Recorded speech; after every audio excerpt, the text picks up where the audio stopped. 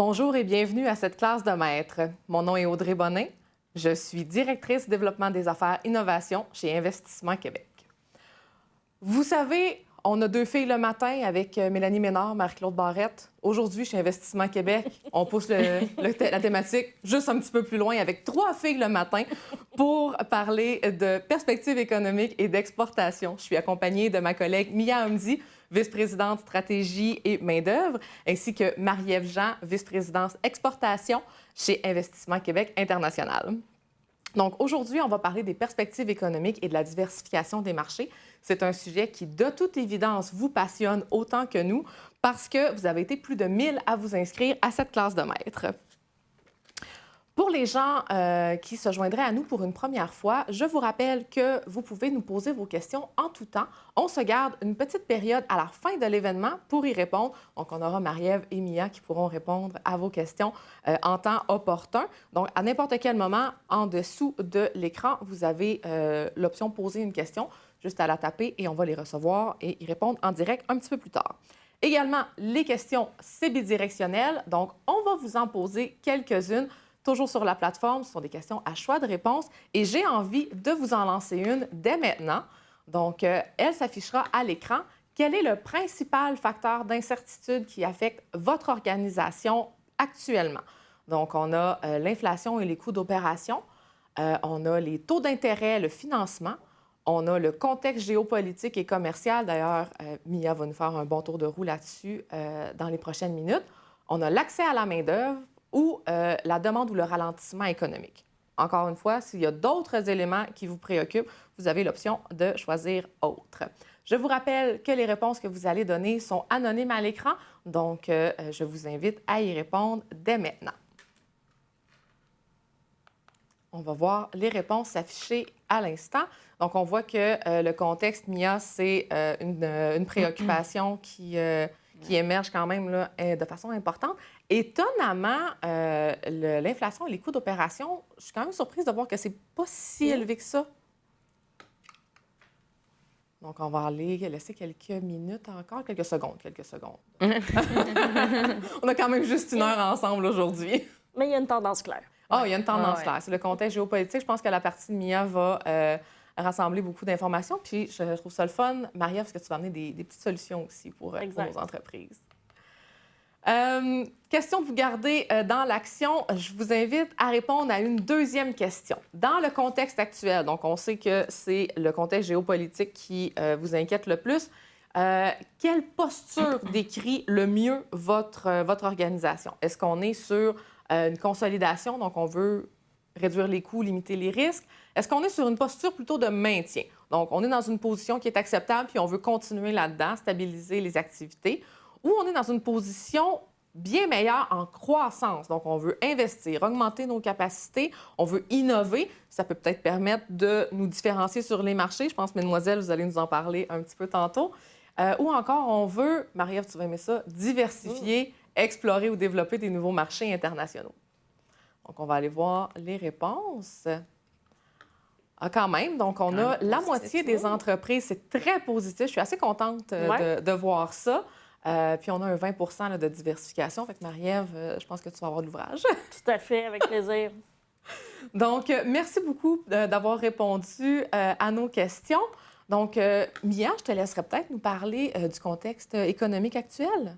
Parfait. Donc, aujourd'hui, on va regarder un peu à quoi s'attendre pour 2026. 2025, finalement, ça a été moins pire que prévu comme année, mais là, on va voir si 2026 s'annonce une année qui va être aussi résiliente que 2025, malgré les chocs qu'on voit justement dans le contexte géopolitique, puis les guerres, etc. Donc, on va commencer en regardant les chocs externes, puis après, on va revenir à la situation au Québec, puis on va finir en regardant l'état des exportations. Donc, évidemment, l'impact majeur en ce moment sur l'économie mondiale, c'est le blocus du détroit d'Ormuz. Donc, les impacts sur l'approvisionnement mondial et les prix sont impressionnants. Ce que vous voyez à l'écran, c'est le nombre de passages journaliers des navires donc, qui transitent par le détroit d'Ormuz. Et ça, c'est la situation du mois de février, 27 février, jusqu'à en ce moment. Vous voyez à quel point le nombre de passages a été réduit. Donc, il y a un impact majeur sur l'approvisionnement. mais aussi sur les prix. Parce que là, ce que ça fait, c'est qu'il y a beaucoup d'énergie, des produits chimiques, l'engrais, plusieurs matières premières qui sont bloquées, donc qui ne peuvent pas circuler. Ça fait une baisse importante et donc les prix commencent à monter. Puis si cette hausse de prix commence à rentrer dans les intrants, dans les coûts des produits, etc., bien, on revit un peu la pandémie et donc l'inflation. Est-ce qu'on peut commencer à voir cette inflation-là? Bien, c'est une bonne question, puis c'est là que je m'en vais. Mais avant, regardons un peu plus spécifiquement les principaux produits. Dans le fond, ce que le blocage implique, là, vous voyez que le risque pour les prix, justement, et l'approvisionnement, pétrole, gaz naturel, ammoniac, soufre, urée, etc. Donc, c'est plein de produits. Ça, c'est le pourcentage de ces ressources-là qui passent par le détroit d'Ormuz par rapport à la quantité mondiale, l'offre mondiale. Donc la moitié de l'urée passe par... Exactement. Donc, vous pouvez vous attendre quand même à ce qu'il y ait une importante inflation, la rareté des enjeux d'approvisionnement pour les produits qui sont là. Puis après, c'est de voir à quel point ça va engendrer des hausses dans les coûts. Et là, ici, ce que vous voyez, pour répondre à ta question, c'est ça fait un choc d'approvisionnement. Et là, ce qu'il faut qu'on regarde en ce moment, c'est à quel point ça devient un choc de coût. Est-ce que ça passe à l'autre niveau? Donc, on regarde l'indice des prix à la production industrielle au Canada. Ça, dans le fond, c'est un précurseur de l'IPC, donc l'indice des prix à la consommation. Quand on voit qu'il monte, bien, c'est un signe qu'éventuellement, bien, les biens vont coûter plus cher parce que ça veut dire que les intrants coûtent plus cher. Puis vous voyez, le dernier mois, le graphique a quand même beaucoup changé. Là. Il y a une hausse importante. Fait qu'on voit que là, ça commence à rentrer dans les intrants. On dirait qu'on est sur la même courbe de la pandémie. Bien, exactement. Quand on regarde en niveau, on est quand même beaucoup plus bas que la pandémie encore, mais quand on regarde la tendance, ça ressemble étrangement à la pandémie. Donc, ça va vraiment être une question de durée du conflit. Fait que plus le conflit perdure, bien, plus ça continue de monter, puis plus les intrants, ça se manifeste dans les intrants. Puis on le voit ici que c'est très concret. Là, on est autour de 11 %. C'est énorme. Bon, ça, c'était le premier choc dont on voulait parler, puis c'est probablement celui qu'il faut regarder le plus attentivement, à part un autre qui va être le renouvellement de l'ASEUM, là, donc de l'accord de commerce Canada, États-Unis, Mexique. Mais si on regarde, avant de voir, essayer de voir ce qui va arriver, qu'est-ce qu'on vit? Qu'est-ce que les entreprises vivent au niveau des tarifs, là? Ici, ce que vous voyez, dans le fond, c'est l'impact à différents moments dans le temps des annonces tarifaires. Donc, depuis juillet 2025, là, c'est le taux effectif moyen. Ça veut dire quoi?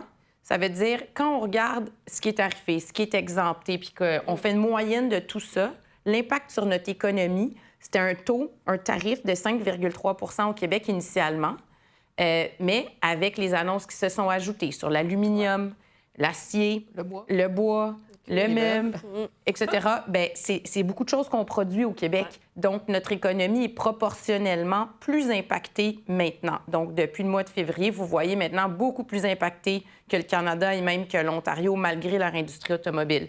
Parce que les dernières annonces sur la façon dont les intrants en acier, en aluminium sont tarifés dans les produits, donc c'est plus juste l'intrant, mais c'est le produit, bien, ça a un impact majeur sur l'économie. Le bois aussi, on l'a vu, on entend tous là, l'impact sur les entreprises. Donc, on est rendu à 9 %. C'est quand même important. C'était 5,3 au début.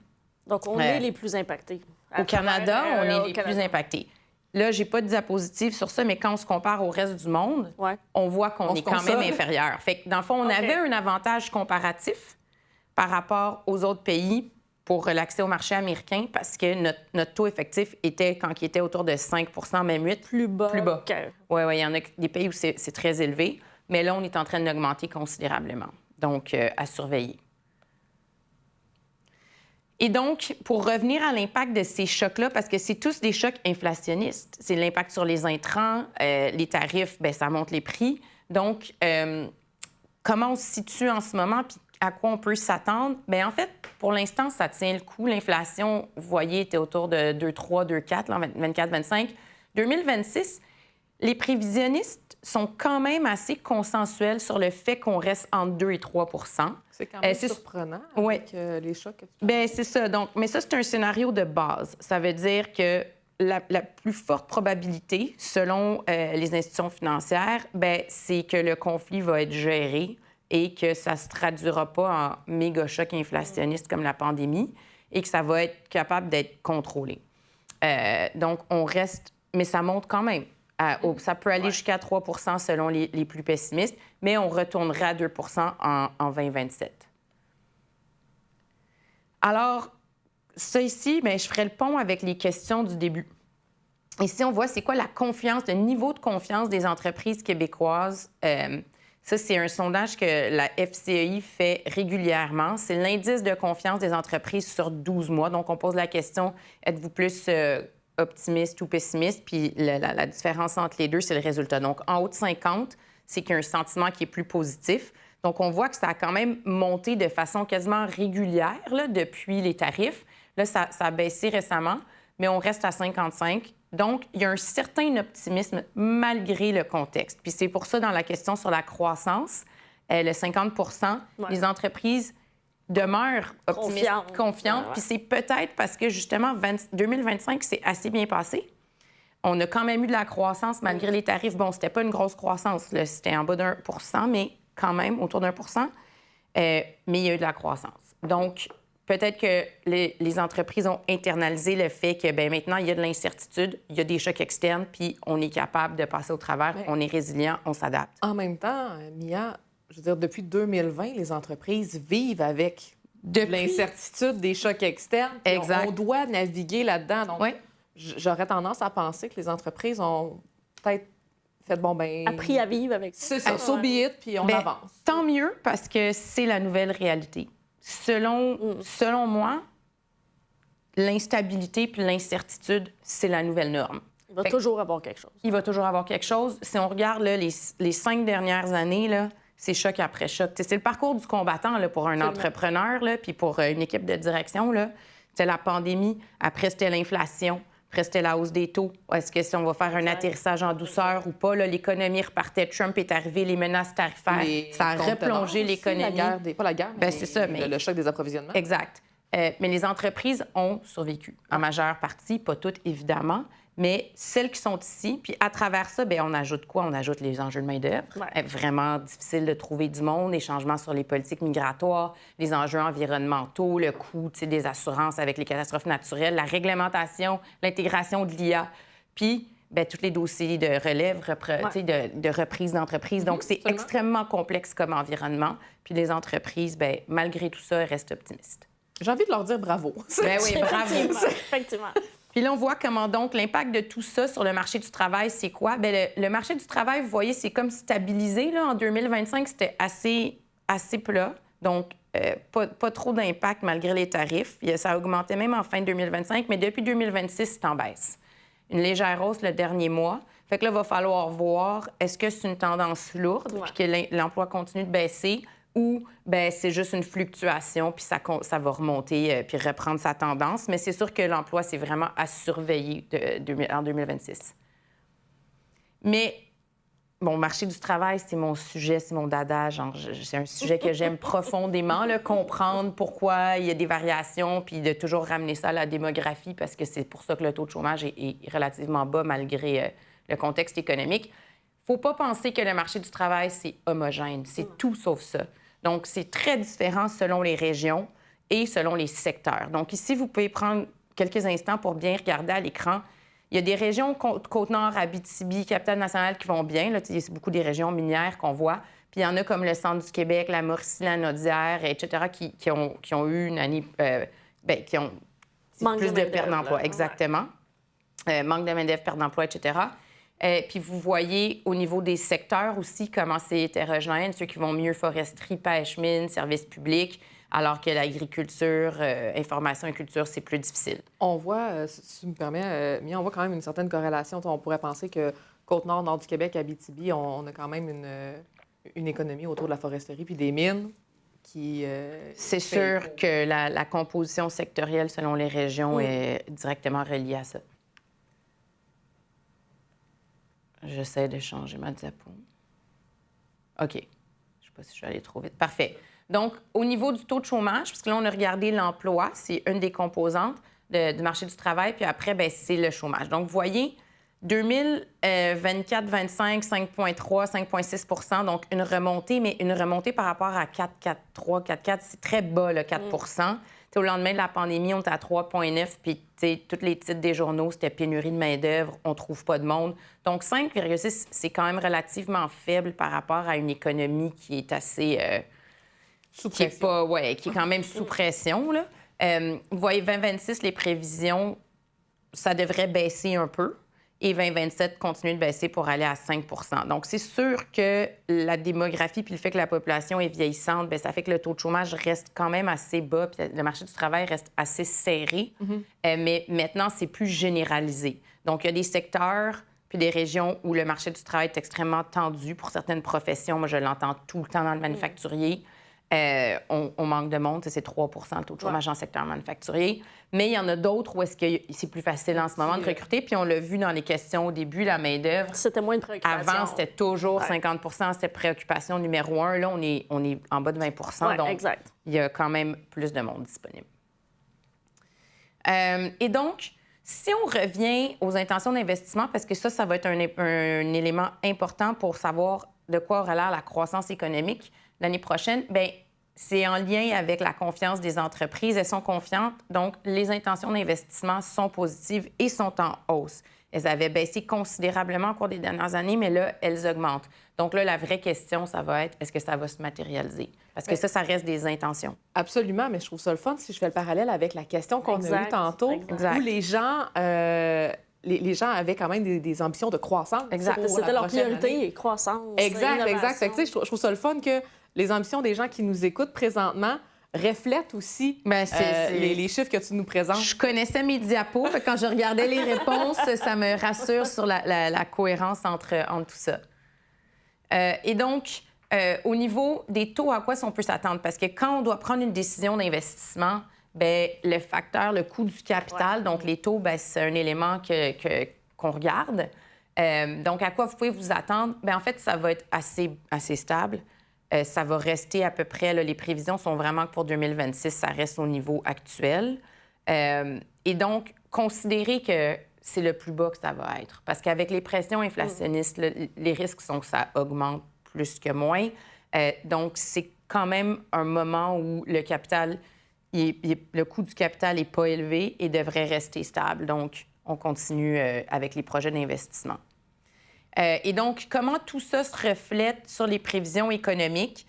Bien, ça reste modeste. Donc, 2025, on est à 0,7 2026, on va être quelque part entre 0,5 et 1,5. La moyenne est à 0,9, donc une année qui ressemble à 2025. Puis ça, c'est le scénario de base. Donc, c'est en tenant compte du fait que le détroit d'Ormuz, à un moment donné, il va être débloqué puis que les marchandises vont passer. Puis une légère augmentation en 2027. Écoute, je me permettrais, Mia, une question. J'en ai vu rentrer, puis je pense que ça serait intéressant qu'on l'aborde ici. Tu sais, je vois tes chiffres, puis dans les 2 dernières semaines, je pense, on avait parlé d'une récession technique au Canada. Écoute, j'ai envie de te demander, c'est quoi une récession technique? Puis comment ça se décline par rapport à ces chiffres-là? OK. Bien, une récession technique, c'est quand tu as 2 trimestres de PIB de suite où est-ce que la croissance du PIB, bien, c'est négatif. Okay. Fait que tu as une baisse du PIB 2 trimestres d'affilée. Mais après, tout est dans l'ampleur de cette baisse-là. Puis là, ce qu'on a vécu, puis c'est pour ça que les économistes ne parlent pas vraiment de récession, même si techniquement, selon cette définition-là, bien, c'est 2 fois une baisse, mais c'est des baisses tellement minimes que quand on compare, tu sais, les graphiques, là, les pentes de récession, bien, c'est presque plat. Donc, ça ressemble plus à une stagnation.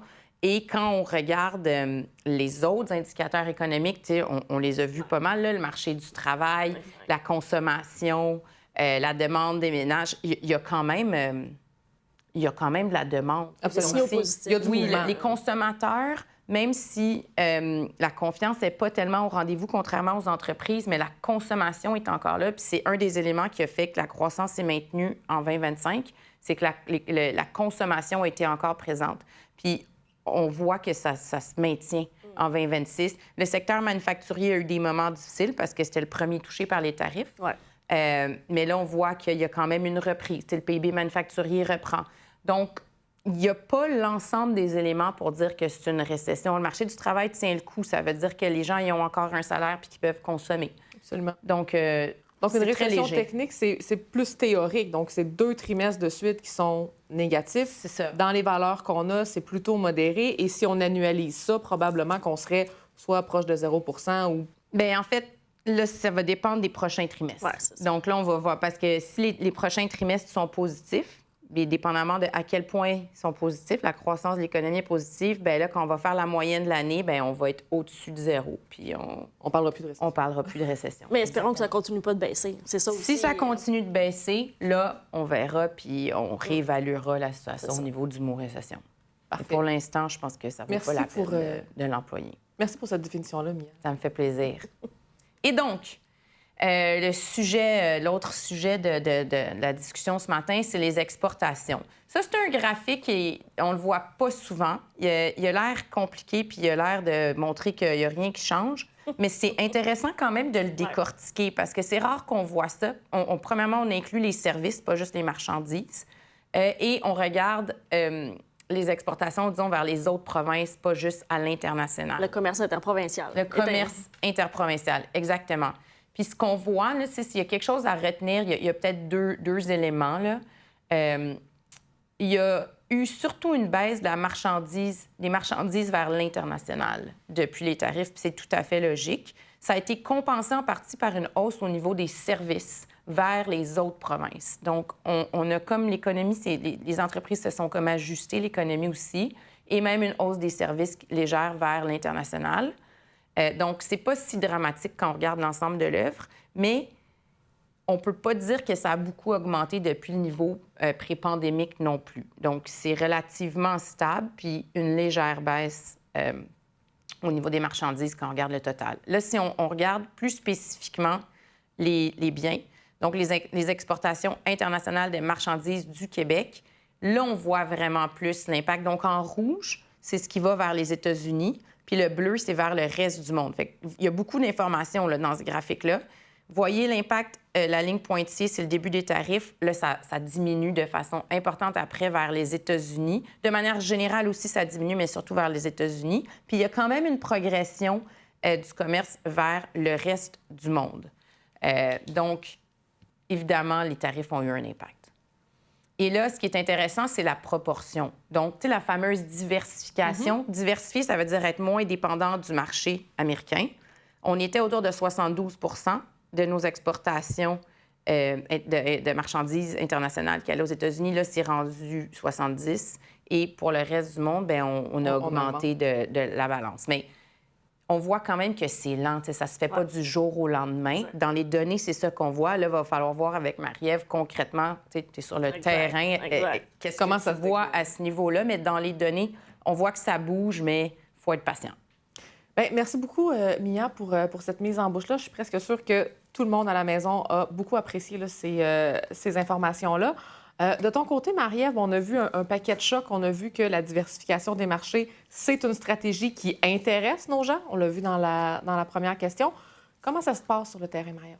Oui, tout à fait. Puis effectivement, c'est intéressant, ce graphique-là, Mia, parce que, un peu comme tu le dis, malgré la confiance, malgré que les tarifs n'ont peut-être pas eu l'impact aussi fort qu'on aurait pu penser, il faut persévérer. Puis il faut encourager nos entreprises à maintenir le cap puis à faire des efforts à la diversification parce que la diversification, ça prend du temps. C'est pas pour rien, hein? Depuis 20 ans, 30 ans au Québec, que la majorité de notre commerce s'en va vers le marché américain parce qu'aller sur les autres marchés de diversification, ça prend du temps. Développer une relation d'affaires en Europe, en Asie, on parle de 3 à 5 ans. Donc, c'est très long, 3 à 5 ans. Exactement. Donc, moi, ce que je souhaite, c'est qu'évidemment, l'année 2025, le mot diversification était partout. On en a abondamment parlé. On a vu les entreprises commencer à bouger, mais il faut surtout continuer les efforts, malgré la confiance, malgré le choc tarifaire qui n'est peut-être pas aussi grand d'anticiper. Donc ça donne un portrait ici de, justement, qu'est-ce qui s'est passé sur le terrain, pour répondre à ta question, Audrey. Donc, sur le terrain, donc nous, au quotidien, avec l'équipe, on accompagne des entreprises sur les marchés d'exportation aux États-Unis et ailleurs dans le monde, et aussi à travers le Canada, donc aussi sur le commerce interprovincial. Donc, vous voyez, les entreprises qu'on a accompagnées, les entreprises qu'on a soutenues ont généré 7 milliards de retombées, donc 7 milliards de ventes fermes. Ce qui est intéressant ici, c'est qu'on voit 54 de ces retombées-là sont hors États-Unis. Donc, ça veut dire Canada et le reste du monde. Donc, plus que la moitié. Plus que la moitié. Et ça, c'est un ratio qui est en croissance, plus 13 Donc, malgré ce que j'ai dit, ça prend du temps. on voit quand même que les effets sont là. Les entreprises qu'on accompagne ont de plus en plus de succès sur les marchés hors Québec. Puis vous voyez, la demande est là aussi.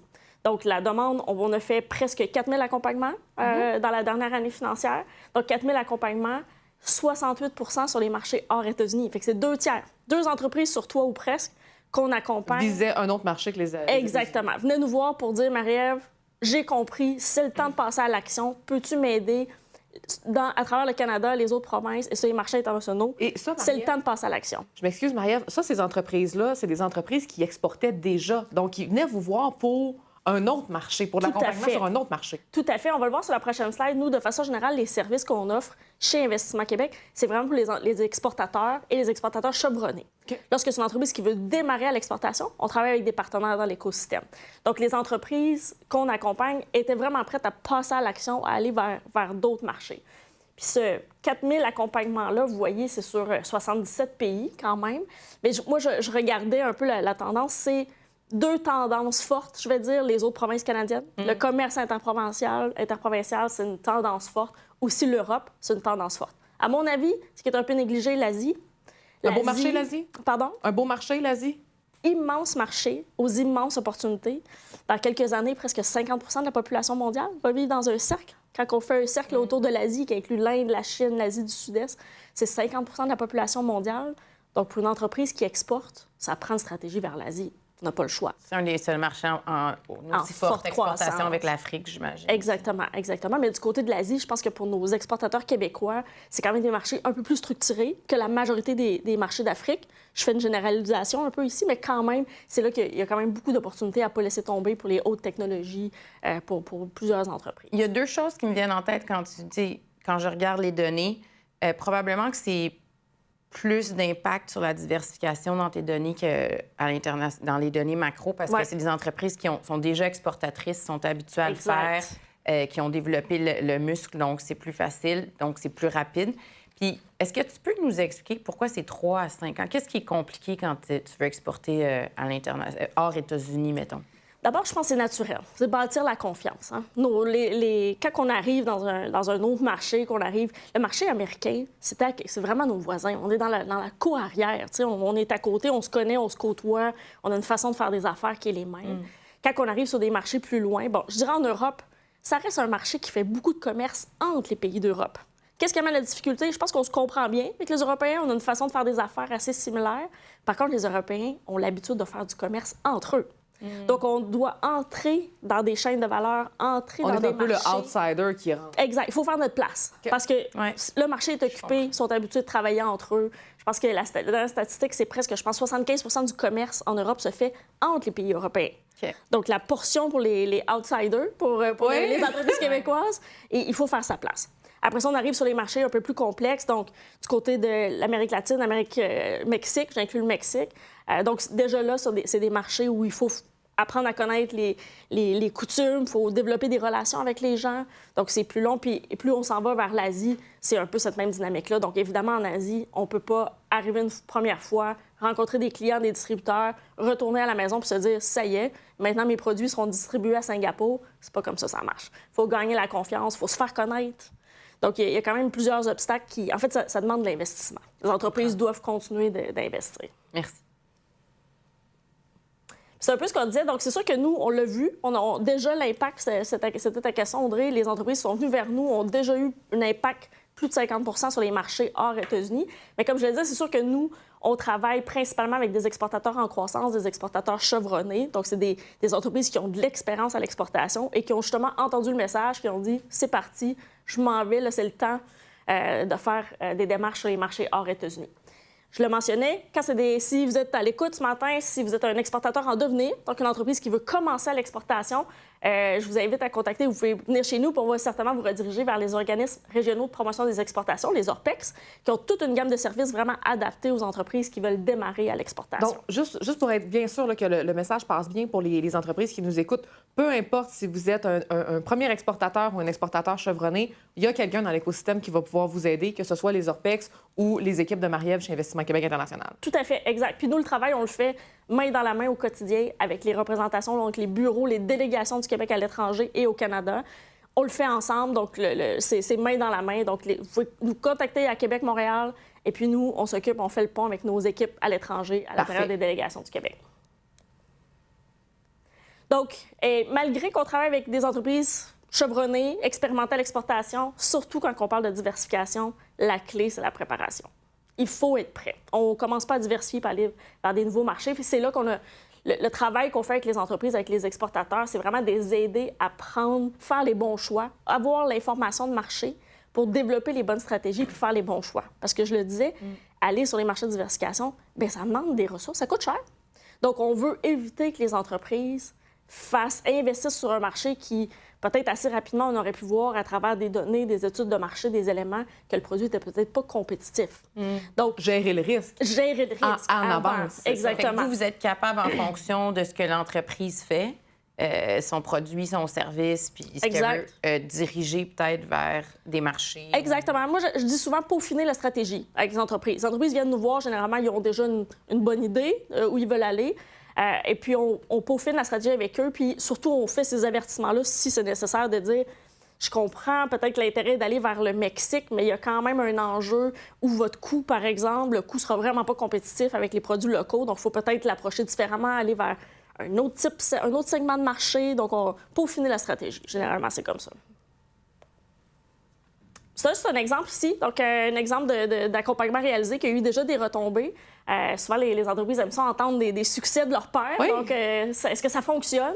Donc, Industrie Fournier, une entreprise de Chaudière-Appalaches, qu'on a justement aidé. Donc, ils voulaient diversifier ses marchés, puis qu'on a accompagné à obtenir cette information-là, repérer un peu les bons marchés, le positionnement sur les marchés, cette fois-ci de la Colombie, du Mexique. Donc, justement, pour mettre en place la diversification de marché-là.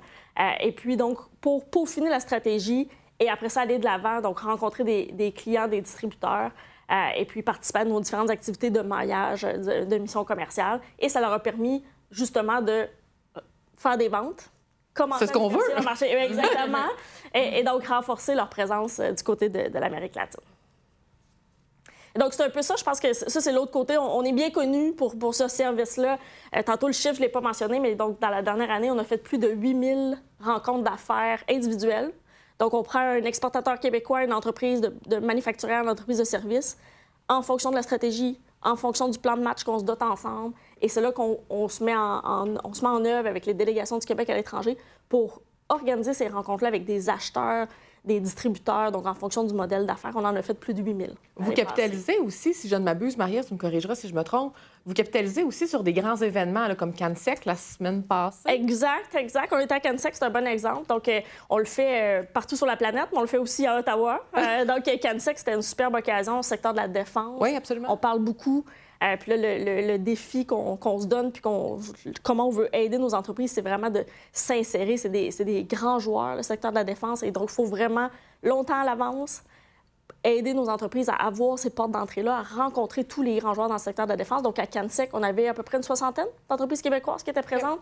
La journée avant le salon, on a organisé une journée dédiée au maillage d'affaires, où on avait donc nos 60 entreprises québécoises qui étaient présentes et plus de 40 acheteurs en provenance de 11 pays, se sont déplacés pour faire ces rencontres-là. Donc, en une journée, on a organisé plus de 350 rencontres individuelles. Wow. C'est quand même efficace, là, comme... Tout à fait, c'est ça, exactement. Donc, on prend tout le monde, on les enferme dans un hôtel, dans des salles d'hôtel, puis on s'assure que tous les gens qui doivent se rencontrer, toutes les offres complémentaires, les bons clients avec les bons acheteurs, on s'assure qu'ils se rencontrent puis qu'ils ont le temps d'échanger. Donc, ça, c'est un bon exemple. Ça, c'est vraiment quelque chose, je pense, qui apporte beaucoup de valeur. C'est de trouver, de percer, obtenir ces bons contacts-là un peu partout et faire la mise en relation. Absolument. J'ai un autre exemple ici, c'est sur une base individuelle. Donc, on le fait effectivement souvent dans le cadre de grands événements, mais on le fait aussi sur une base individuelle. Donc, quand ça fait partie de la stratégie, donc par exemple, l'entreprise AVR, c'est une entreprise québécoise dans le secteur de l'automatisation industrielle, notamment pour le secteur aéronautique, aérospatial, qui voulait se diversifier cette fois-ci du côté de l'Asie. OK. Et donc, c'est un travail qu'on a fait aussi avec l'entreprise de justement aller identifier ces bons interlocuteurs-là pour placer leurs produits, placer leurs technologies sur des marchés qui, somme toute, quand même assez complexes. On voit Asie du Sud-Est, Corée, Inde, Japon, Chine. Donc, on travaille avec l'entreprise, avec AVR, pour vraiment identifier ces nouveaux clients-là, les mettre en relation. On fait des rencontres Teams, des fois, première rencontre, mais surtout sur l'Asie, un peu comme je disais, en Asie, il faut se rendre sur place, il faut investir, il faut être présent et rencontrer nos interlocuteurs face à face. C'est ça qui assure le succès. Et donc, dans le cas de AVR, c'est des beaux succès qu'ils ont maintenant sur l'Asie. Et puis, on peut aller plus loin aussi. Je ne m'attendrai pas trop là-dessus ce matin, mais parce que justement, pour diversifier des marchés, sur plusieurs marchés, on ne peut pas s'arrêter seulement à faire les allers-retours. Québec. Ça peut commencer ça peut on commence faire comme la ça. job au début. On commence comme ça, mais à un moment donné, il vient quand même dans toute bonne stratégie si on a besoin d'une présence pérenne sur le territoire qui peut prendre plusieurs formes. Ça peut être embaucher quelqu'un, ça peut être vraiment ouvrir un bureau, ça peut être un entrepôt en fonction des produits. Donc, ça vient avec une présence pérenne. Parfois, ça passe par des acquisitions d'entreprises étrangères. Donc, on travaille aussi avec les entreprises québécoises à vraiment amener cette présence pérenne-là aussi sur les marchés de diversification. Donc, on est là sur le long terme. Exactement. Puis peut-être juste un petit mot, puis tout ça, je l'ai répété quand même quelques fois, tout ça coûte cher. Et donc, dans l'année 2025, on a aussi lancé Panorama, qui est un programme qui est un financement flexible pour aider les entreprises québécoises à financer une partie de ces dépenses-là, dépenses de fonds de roulement. Donc, c'est un financement flexible jusqu'à 1 million avec un moratoire de remboursement en capital qui peut aller jusqu'à 24 mois. Okay. L'idée ici, là, c'est d'aider les entreprises québécoises à financer les démarches jusqu'à temps que ce soit payant. Tantôt, j'ai dit, ça prend quoi? Ça prend 2, 3, 5 ans avant que ça soit on soit vraiment bien parti là, sur des marchés de diversification. Donc, l'idée, c'était de soutenir les entreprises québécoises dans ce moment-là, là, entre je commence mes démarches jusqu'à les contrats sont payés, l'argent rentre. Donc, les soutenir à ce niveau-là. Ce que j'entends, Marie-Ève, c'est que l'entreprise qui, elle, a entendu notre appel au début 2025, dire c'est important de diversifier les marchés. Aujourd'hui, ça fait déjà 1 an et demi qu'elle est en démarche et elle s'apprête probablement à concrétiser là, certains de ces efforts-là. Exact. Donc, d'où on a déjà vu l'effet dans nos résultats cette année, mais j'espère, je crois qu'effectivement, l'effet va se faire de plus en plus sentir. L'année prochaine, encore Exactement. plus. Donc, je souhaite qu'on batte les statistiques, donc que dans les entreprises qu'on accompagne, on puisse avoir une croissance plus importante. Puis un autre élément aussi, tu sais, au début, les entreprises, quand il y a eu les tarifs, c'était wait and see. C'était on attend puis on voit si ça va passer ou pas. Donc, c'est sûr que ça ajoute un délai à la diversification, parce que la plupart des clients à qui on a parlé, ils disaient, bien, avant de changer notre stratégie d'affaires, on va attendre de voir si dans quelques mois, ça va être fini ou si c'est la nouvelle réalité. Mais force est de constater que c'est la nouvelle réalité. Exact. Merci beaucoup, Marie-Ève, pour ces informations-là. J'aurais envie peut-être de poser une question aux gens qui nous écoutent. C'est quoi votre statut en termes... Là... Peux-tu me le changer, s'il te plaît? Oup, oup, oup.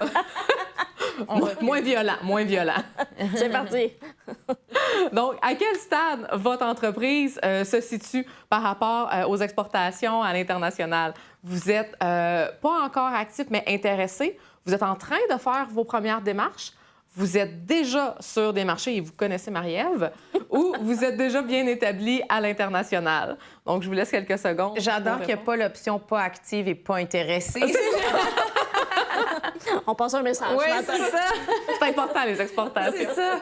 Donc, on va aller voir les réponses.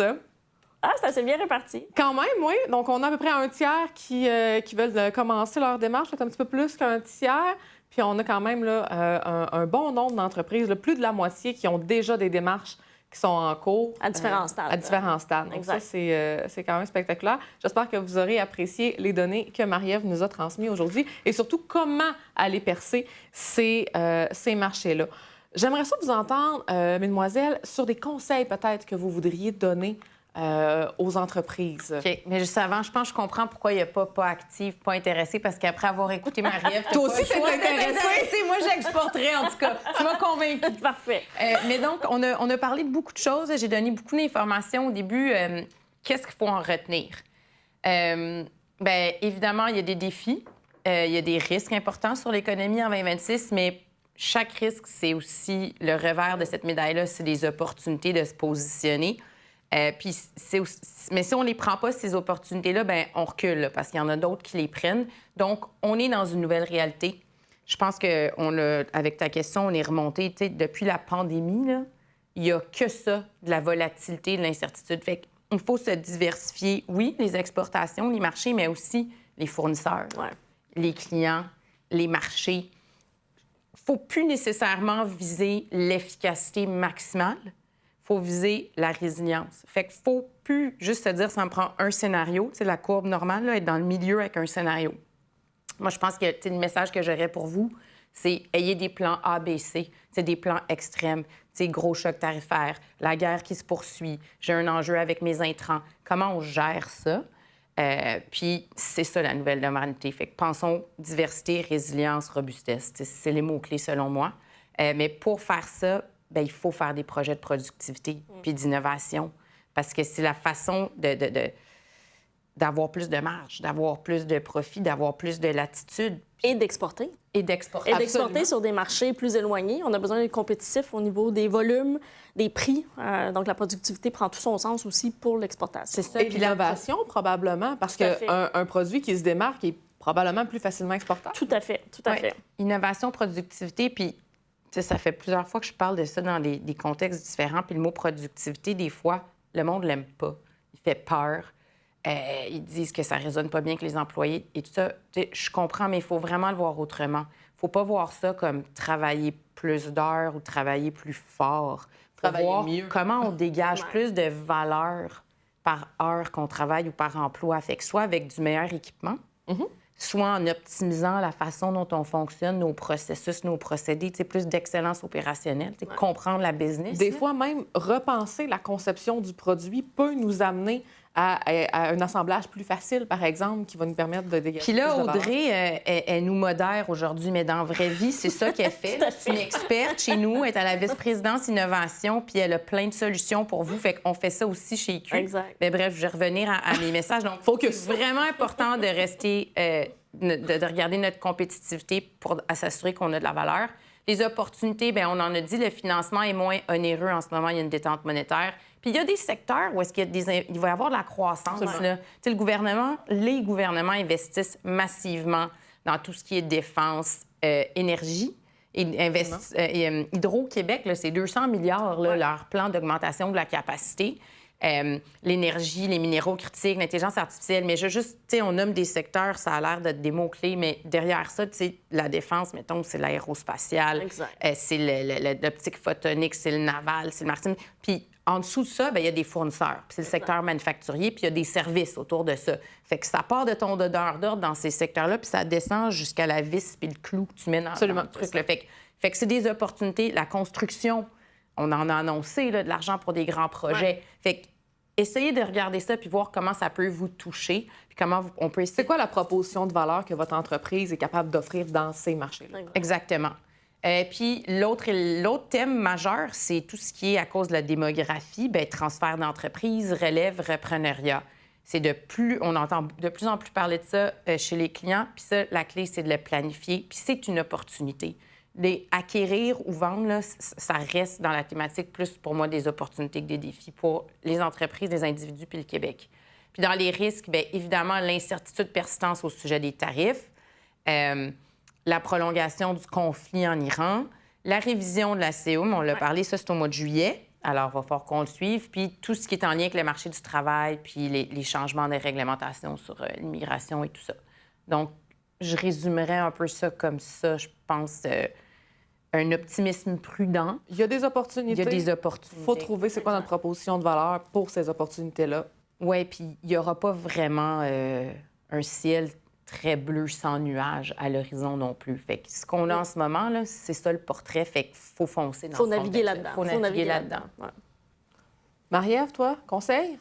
Mian a déjà dit beaucoup. J'aurais envie d'ajouter à la liste un peu... Bien, en fait, l'opportunité, puis... c'est aussi tout le monde est affecté par le contexte. Il n'y a pas grands endroits, tu sais, les différentes guerres, malheureusement, l'impact des tarifs. Il y a plusieurs... En fait, tout le monde est affecté sur la planète, les différents pays. Fait que moi, je le vois aussi comme une opportunité. Je pense que je disais, c'est compliqué quand on rentre sur des marchés, mais en même temps, j'ai vu aussi une ouverture dans le dernier du mois, peut-être plus grande sur certains territoires parce qu'ils ont aussi, par exemple au Japon, ils ont aussi une relation très, très étroite avec le marché américain. Donc, l'incertitude est partout, aussi dans les entreprises. Donc, eux aussi veulent gérer leurs risques. Exactement. Donc, quand on arrive avec une bonne proposition adaptée, on dit, bien, on voudrait être partenaire, on veut travailler ensemble, on veut être fournisseur, on veut fournir nos services, nos innovations. Il y a de l'ouverture parce que tout le monde est dans ce même contexte pas évident à naviguer, l'incertitude. Fait que tout le monde cherche des nouveaux partenaires. Fait que c'est aussi une opportunité à quelque part. Tu parlais de la CM, Mia, mais aussi le Canada, c'est un des pays, on est un des pays les plus connectés par les accords de commerce. Donc souvent, on parle de l'Europe, mais on est connecté avec beaucoup de marchés. Le partenariat transpacifique, il y a des nouveaux accords de commerce aussi qui devraient arriver. On a un accord de commerce avec la Corée du Sud. Je pourrais en nommer plusieurs ce matin. Europe, tout à fait. Et donc, on a aussi un accord bilatéral avec le Mexique. Donc, on verra la CA, mais on a aussi un accord avec le Mexique. Et donc, on a beaucoup de marchés qu'on peut accéder à travers les accords de commerce. Puis souvent, les entreprises ne le savent pas et n'en tirent pas profit. Donc, ça, c'est un autre, je pense, opportunité. Puis dans les conseils, bien, je l'ai mentionné un peu, je pense que c'est d'être bien préparé. Malgré un exportateur aguerri, il faut savoir où on s'en va, il faut se préparer pour essayer de mitiger les risques, savoir mettre nos investissements au bon endroit. Et si on le fait, bien, en s'entourant, en prenant des conseils, accéder aux différentes solutions. On en a parlé, il y a quand même quelques joueurs dans l'écosystème qui sont là pour accompagner les entreprises. Et puis, l'autre conseil, c'est comme on a mentionné, je ne vais pas répéter ce que tu as dit, mais il faut, en étant une entreprise optimisée, quand on travaille sur sa compétitivité de façon générale, c'est sûr qu'on a plus de chances de succès à l'international. Ça, c'est clair. On a probablement plus de chances de succès ici aussi. Tout à fait, exact. C'est vraiment stratégique de travailler sur sa compétitivité. Suivant les conseils de Marie-Ève et Mia, j'aurais envie de vous poser encore une petite question. J'espère que vous êtes prêts. Donc, c'est quoi, au cours des 12 prochains mois, votre priorité? Est-ce que vous voulez investir pour moderniser, automatiser, augmenter votre productivité? Est-ce qu'on veut trouver des nouveaux clients hors Québec? À ce moment-là, Marie-Ève va être votre amie. Vous voulez sécuriser votre financement ou vos liquidités? Vous avez encore des enjeux de main-d'œuvre et vous voudriez trouver des solutions? À ce moment-là, c'est Mia. C'est moi. Vous voulez certifier vos processus ou vos produits? Ou encore, vous avez d'autres ambitions? Donc, je vous laisse quelques secondes pour répondre, puis on va aller consulter vos réponses. Pendant que vous répondez, je parlais de notre service main-d'œuvre parce que c'est dans mon équipe. On vous aide, dans le fond, à essayer de trouver des solutions aux enjeux de main-d'œuvre. C'est pas qu'on clone des soudeurs, là, mais il y a quand même beaucoup de programmes au niveau de la formation, au niveau de la gestion des ressources humaines, s'assurer qu'au moins tout ça est optimisé. Il y a aussi tout le recrutement international local. Là. Maintenant, on est très connecté avec des organismes qui sont en contact avec des immigrants, mais qui sont déjà ici, des demandeurs d'asile, etc. On peut aussi voir s'il y a des éléments de productivité qui peuvent aider des fois à remplacer des postes critiques pour lesquels il n'y a pas de main-d'œuvre. Ça, c'est en dirigeant vers vos services. Fait qu'on est en contact avec tout l'écosystème là, de marché du travail, main-d'œuvre, les programmes, les établissements d'enseignement, etc. J'aime comment tu as géré les attentes en disant on ne clone pas de soudeur. Non, mais ça c'est parce que je m'en suis fait demander beaucoup. Là. On va aller voir les réponses. Donc, quand même, un tiers des entreprises veulent investir pour moderniser ou s'automatiser. Donc, vos paroles résonnent, mesdemoiselles. On veut trouver des nouveaux clients hors Québec. On veut sécuriser le financement ou les liquidités. Merci d'avoir présenté ton offre de service, Mia. Par contre, je ne sais pas si c'est une bonne nouvelle ou une mauvaise nouvelle, mais on voit que les enjeux de main-d'œuvre sont quand même moins élevés qu'ils l'étaient il y a de cela quelques petites années. J'aimerais vous en profiter peut-être pour vous rappeler, suivant vos objectifs stratégiques de la prochaine année, les services d'Investissement Québec. Donc, vous savez probablement qu'Investissement Québec a quand même plusieurs solutions de financement qui peuvent desservir là, vos objectifs de sécuriser vos liquidités, mais on fait aussi de l'accompagnement. Donc, il y a quand même un grand groupe chez nous qui fait de l'accompagnement, notamment à l'international avec les équipes de Marie-Ève. Stratégie main-d'œuvre avec les équipes de Mia. On fait aussi beaucoup de transformations technologiques dans les équipes de la vice-présidence innovation.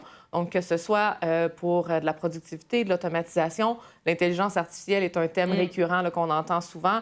Je parlais tantôt d'améliorer les produits. Des fois, ça ne prend pas grand-chose pour être capable d'aller chercher des gains à ce niveau-là. Également, même si c'était quelque chose qui était peut-être un petit peu moins présent dans vos objectifs, tout au niveau des certifications. Donc, le Bureau de normalisation du Québec, BNQ, par son acronyme que vous connaissez peut-être, est une unité d'affaires d'Investissement Québec. Donc, je vous invite à nous contacter là, si c'est des projets que vous avez en tête pour la prochaine année. Il nous reste un petit peu moins de 10 minutes pour la période de questions. On en a quand même quelques-unes. On va essayer d'en répondre au maximum pour vous donner les réponses. Celles qui ne seront pas répondues, vous allez recevoir des réponses par courriel par notre équipe à la fin de l'événement. Marie-Ève, Oui. je commence avec toi. Tu sais, Comment est-ce qu'on peut cibler un marché prioritaire? ben, je pense que la réponse va être plate à quelque part, mais dans le fond, c'est en fonction du produit et en fonction des produits et services offerts par l'entreprise québécoise. Mais donc, parce que ça change beaucoup. Tu sais, j'ai parlé du Mexique un peu tout à l'heure. Le Mexique, aujourd'hui, c'est une grande plateforme manufacturière. Donc, pour beaucoup d'entreprises qui sont dans les chaînes de valeur, des entreprises manufacturières, par exemple, dans le secteur automobile, là, ça devient un marché hyper important. Si on regarde du côté de l'Asie, c'est sûr que là, on a une distance, fait qu'on va exporter probablement plus des produits, des services à très haute valeur ajoutée.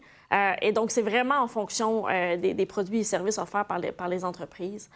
Et puis, si on regarde du côté de l'Europe, par exemple, bien, c'est un peu toutes les grandes tendances qu'on a vues. Donc, le secteur de la défense aussi. Donc, l'Europe, un peu comme le Canada, investit beaucoup, réinvestit beaucoup dans le secteur de la défense, dans le secteur de l'énergie aussi. Il y a beaucoup d'opportunités.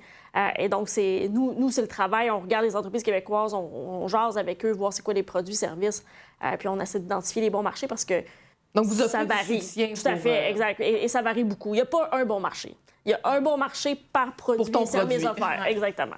Ouais. Écoute, Après les États-Unis, c'est quand tu as réglé les États-Unis que tu veux aller ailleurs. Voilà, c'est ça, exact. je profite pour te relancer, Maria, parce qu'on a une question sur l'Europe, justement. Ouais. Moi, je trouve que c'est vraiment une bonne question. Je trouve. Les Européens, c'est un marché à haut potentiel pour exporter, on en a parlé, mais ce sont des juridictions très exigeantes, notamment en termes de carbone, développement durable. Tout à fait. Comment ça se passe? Tout à fait. Effectivement, en plus, c'est des exportants en Europe, il y a beaucoup de réglementations. Donc, il faut effectivement s'assurer d'être conforme à ces réglementations-là. Et donc, mais par contre, au Québec, c'est là qu'on a un avantage. C'est sûr qu'au Québec, on en parle peut-être un peu moins dans ce temps-ci, toute la question de l'empreinte carbone et tout ça, c'est un peu moins populaire. Mais de l'autre côté, quand on arrive avec des produits manufacturés au Québec, on arrive avec un avantage. Là, parce qu'on arrive... propre? Pardon? L'électricité propre? Exactement. On a manufacturé nos produits à partir d'hydroélectricité. Et donc, après, il faut s'assurer de rencontrer les différentes réglementations. Mais c'est là aussi qu'avec les équipes d'innovation, on est capable de bien identifier c'est quoi les réglementations à rencontrer. Mais moi, je pense que, inversement, c'est une opportunité pour les produits québécois. On ne se l'approprie pas assez de dire, en Europe, on peut avoir un avantage compétitif en étant une juridiction qui manufacture à partir d'hydroélectricité. Mais ça implique qu'il faut calculer notre empreinte carbone. Tout à fait, oui. C'est notre impact carbone. Exact. Mais moi, je suis certain, on est gagnant. On se différencie. Oui. J'en profiterai peut-être, juste pour compléter, Marie-Ève, ta réponse. À la vice-présidence Innovation, on a un service exclusif qui s'appelle le bilan normatif. Tu as bien raison. Ouais. Donc, qui va lister l'ensemble des normes et réglementations auxquelles votre produit doit se conformer pour un marché d'exportation. Exact. Donc, que ce soit l'Europe ou ailleurs, là, mais ici, parlons spécifiquement de l'Europe. Donc, on pourra le regarder avec vous. C'est quoi les normes et certifications que votre produit doit rencontrer? C'est quoi la réglementation autour du marché? Donc, ça devrait vous donner là, une meilleure visibilité sur les éléments là, que vous devrez mettre en œuvre pour pouvoir exporter votre produit en Europe. Exact. Puis si tu le pousses plus loin, mais s'il y a des coûts, après, on a du financement. On offre du financement. Absolument. On boucle. 360. C'est ça. Exact. On a quand même beaucoup de questions sur les contacts. Comment on fait pour nous contacter? Fait que j'en profiterai peut-être là, une petite seconde. Vous pouvez nous ajouter sur LinkedIn, nous contacter sur LinkedIn, Marie-Ève, Mia ou moi. On a aussi notre site web, nouveau site web. Ouais. Je vous invite à aller visiter absolument. Donc, site web, vous allez pouvoir entrer en contact directement avec notre service à la clientèle ou encore dans la plateforme, si je ne m'abuse, vous pouvez écrire « Je veux être contacté » et il y a un membre de notre équipe qui va s'assurer là, d'entrer en contact avec vous. Donc, je vous dirais là, que là, c'est probablement le meilleur moment pour être contacté facilement par quelqu'un d'Investissement Québec. On a-tu une diapo pour ça? Non. OK. On n'est pas dur à trouver là, sur Internet. J'irai peut-être avec une petite dernière question. Donc, encore une fois, on est super intéressé par le marché européen. Ce serait quoi la meilleure stratégie pour percer le marché européen? Le marché européen, il faut... Après ça, c'est plusieurs marchés. Donc, c'est ça qui est dommage de dire aussi. Donc, il n'y a souvent pas une stratégie, c'est pas l'ensemble de l'Europe. Il y a des grandes différences entre l'Italie, la France, l'Allemagne. Mais donc, moi, souvent, le premier conseil que je dis, c'est de se trouver un partenaire local. OK. Donc, l'Europe, quand même, même si on n'est pas si loin de le faire à distance, c'est pas évident. Donc, assez rapidement, on encourage les entreprises à se trouver un partenaire, que ce soit un client qui va distribuer ou même un distributeur ou un représentant, embaucher quelqu'un. Donc, assurer une présence Et tes locale. équipes peuvent aider à Oui, faire cette tout mise en à fait. Ça relation fait partie de ce qu'on fait. Fait que souvent, le premier conseil là, sur l'Europe, c'est avoir une présence locale parce que malheureusement, les clients, comme au Québec, là, puis comme partout ailleurs, les clients ont des attentes et ils ne vont pas attendre que les portes ouvrent de votre entreprise au Québec, ce qui veut dire qu'il est 2 h l'après-midi en Europe pour avoir une réponse à leurs questions, malheureusement. Et s'il y a une question à 9 h le matin, si faut qu'elle soit répondue à 9h10. Si votre produit est dans une chaîne manufacturière dans le secteur automobile ou aéronautique en Europe, et s'il y a un problème à 9 h le matin, il faut y répondre à 9h02. Donc, OK, on pourra pas c'est ça l'attente. exactement. Donc, on ne pourra pas y répondre si on n'a pas une présence ou une façon de répondre à ça en temps réel. Puis corrige-moi, mais il me semble qu'il y a un potentiel aussi parce que quand on regarde les données sur l'accord de commerce qu'on a avec l'Europe, bien, on voit que les entreprises européennes en profitent plus que les entreprises québécoises. Fait qu'ils font plus affaire, tu sais, Tout à fait. Ils exportent plus que nous en Europe. Je pense que moi l'explication, il y a plusieurs explications autour de ça, mais une des explications, c'est sûr que de façon générale, les entreprises européennes sont de taille plus grande que nos entreprises québécoises. Donc, quand est arrivé le nouvel accord de commerce Canada-Union européenne, les entreprises européennes ont été capables plus rapidement de mobiliser des ressources pour tirer profit de l'accord de commerce vers le Canada. Et c'est là que pour nos entreprises québécoises, c'est justement de mobiliser ces ressources-là pour faire la même chose. Donc, le passage existe, l'accord de commerce existe, mais effectivement, c'est souvent ce travail-là qu'il faut faire. Et donc, les entreprises européennes, en étant de taille généralement un peu plus grande, je pense à une PME en Allemagne. Une PME en Allemagne, c'est généralement plusieurs centaines d'employés. PME au Québec, on a une définition différente. Et donc, c'est ça qui, je pense, facilite les choses. Mais cet accord nous permettrait quand même d'avoir des avantages par rapport à d'autres. Exactement. Bien, merci beaucoup, les filles, pour votre participation à l'événement de ce matin. Merci d'avoir répondu aux questions du public. Merci à vous, à la maison, au bureau, dans l'autobus, d'avoir assisté à notre événement. C'est toujours un plaisir d'animer ces événements-là avec des collègues ou des entreprises. C'est toujours un plaisir de vous avoir avec nous. Je vous inviterai à répondre à une dernière question sur la satisfaction de l'événement d'aujourd'hui. Donc, je vous encourage à répondre. Les réponses ne seront pas affichées. C'est ça que j'allais dire. Parce que là, on va regarder ça devant les Non, les réponses ne seront pas affichées et nous ne les commenterons pas. J'en profite pour vous rappeler de nous ajouter sur vos LinkedIn pour pouvoir nous contacter directement. Ça va nous faire plaisir. Également, sur notre site Internet, vous allez pouvoir vous inscrire à notre infolette pour être sûr de ne pas manquer la prochaine classe de maître qui aura lieu à la rentrée. De notre côté, on prend un relâche pour l'été et j'en profite pour vous souhaiter un excellent été.